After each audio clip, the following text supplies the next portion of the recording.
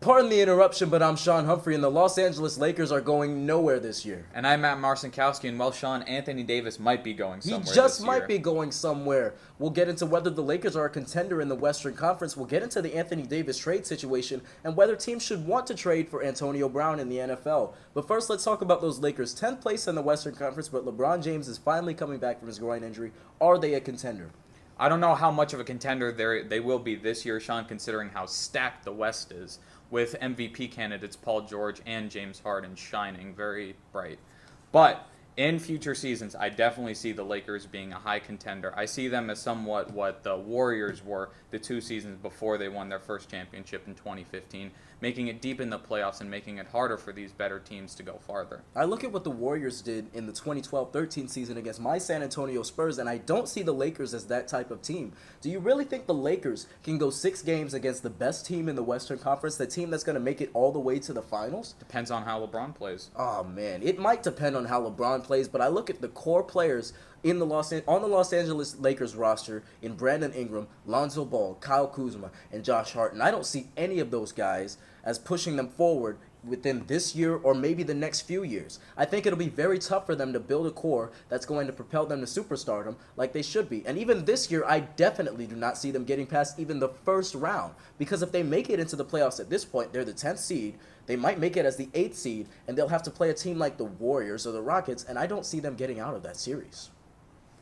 Fair enough. But we'll move on. We'll talk about the Lakers a little bit more, but we'll discuss who looks worse in the trade situation, with the Lakers trying to trade half of their team and the Pelicans not making a deal at all for disgruntled star Anthony Davis. Who looks worse to you, Matt? I'm going to have to go with the Pelicans in this situation. After having drafted Anthony Davis in the 2012 draft, they built their entire roster around him, adding all-star Drew Holiday at the time, and adding significant role players like Julius Randle from the Lakers. They built their entire team around him. I see this as somewhat the situation that the New York Knicks went through with Kristaps Porzingis.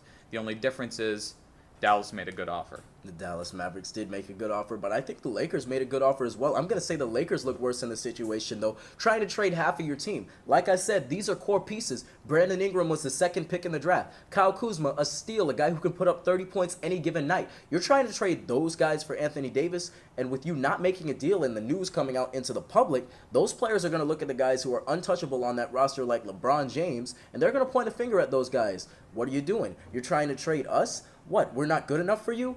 And then on top of that, a young GM and Rob Pelinka, an inexperienced GM, players are going to point the finger at him too. The Lakers don't look good as an organization, and that's going to speak to free agents in the offseason when you're trying to sign guys like Kawhi Leonard, like Paul George types that you couldn't sign last year. Like Anthony Davis. Like Anthony Davis next year. It's going to be very tough for them to make deals for those types of guys, and I don't think it bodes well for the Lakers in the future.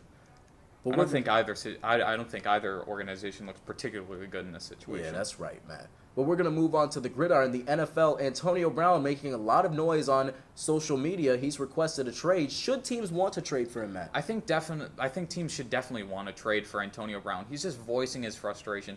Maybe putting it on Twitter and blasting his teammates isn't necessarily the best way of showing it. Absolutely. But Antonio Brown is one of the top 2 wide receivers in the entire league, and he's shown that year in and year out.